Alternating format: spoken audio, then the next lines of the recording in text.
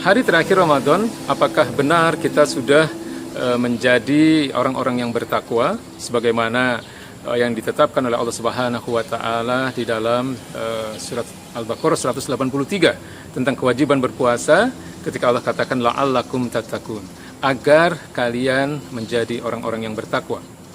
Tapi perhatikan di dalam surat yang lain pun, di dalam ayat-ayat yang lain pun ternyata tidak sedikit ayat-ayat Allah Subhanahu wa taala yang diakhiri dengan frase la'allakum tattaqun. Dalam surat Al-Baqarah ayat 21 Allah berfirman, "Ya ayyuhan nasu u'budu rabbakumul ladzi khalaqakum walladzina min qablikum la'allakum tattaqun." Wahai manusia, sembahlah Allah, ya. Sembahlah Allah yang telah menciptakan kalian dan menciptakan orang-orang sebelum kalian agar kalian bertakwa. Artinya adalah bahwa yang dimaksud dalam hal ini adalah bahwa ibadah yang akan menyebabkan seseorang menjadi bertakwa tidak semata-mata hanya puasa di bulan Ramadan.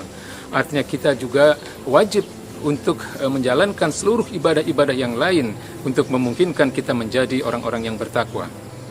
Atau di dalam surat Al-Baqarah juga, di dalam ayat 178 dan 179, ketika Allah berbicara tentang kisos misalnya.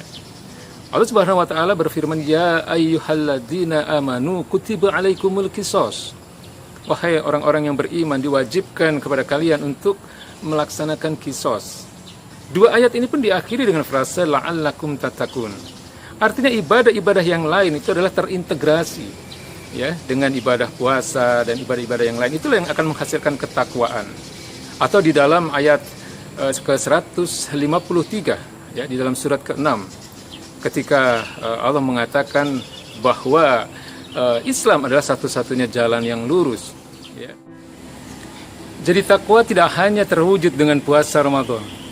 Takwa akan terwujud ketika kita mempunyai ketundukan yang total kepada Allah Subhanahu wa taala, ya, bukan hanya dengan dalam persoalan-persoalan ibadah, apalagi hanya dengan puasa di bulan Ramadan.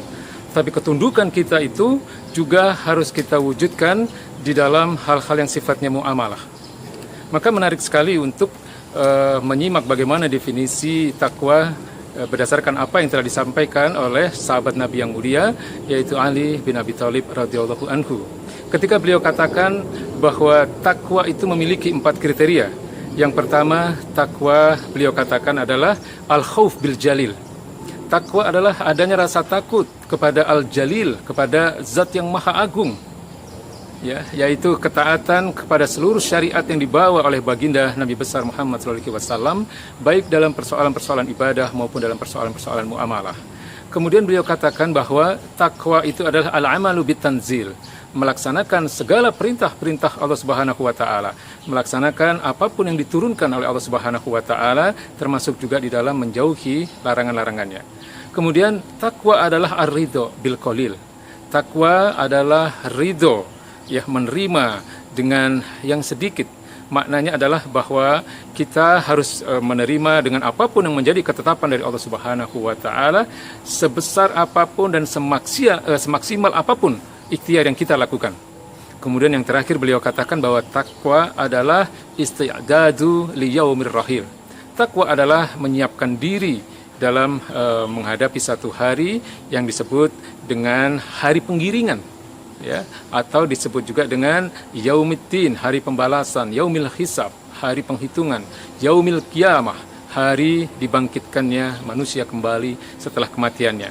Itulah takwa berdasarkan apa yang didefinisikan oleh sahabat Nabi yang mulia Ali bin Abi Thalib radhiyallahu anhu. Maka kesimpulannya adalah bahwa takwa tidak mungkin hanya terwujud dengan puasa di bulan Ramadan, tapi takwa adalah ketundukan yang utuh kepada seluruh apa yang menjadi ketetapan dari Allah Subhanahu wa taala.